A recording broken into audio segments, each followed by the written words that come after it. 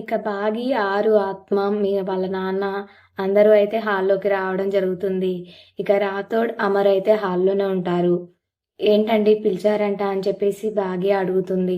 లేదు నాకు బయట చిన్న పనుంది. నేను బయటికి వెళ్ళాలి.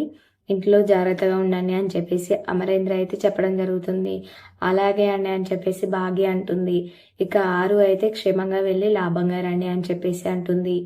ఇక బయటికి రాథోడ్ వెళ్దాం పదా అని చెప్పేసి బయటికి వెళ్తూ ఉండగా రాథోడు అమరేంద్ర వెళ్తుండగా సోఫా తగిలి కింద పడిపోతుంటాడు. సోఫాకి కాలు తగిలి కింద పడిపోతూ ఉండగా అందరూ షాక్ అవుతారు. ఇక ఆరు అయితే ఏమండి అనుకుంటూ వచ్చి పట్టుకుంటుంది.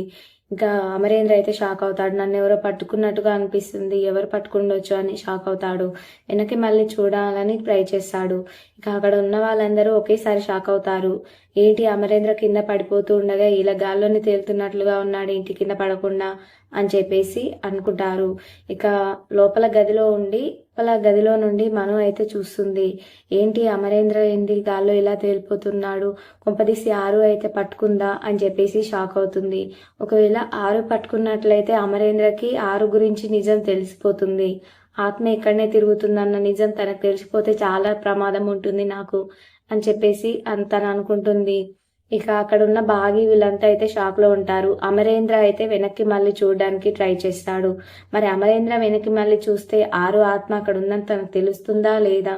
మరి నెక్స్ట్ వచ్చే ప్రోమోలో చూద్దాం. ఈ వీడియో మీకు నచ్చినట్లయితే లైక్ చేసి సబ్స్క్రైబ్ చేసుకోండి. Thank you for watching.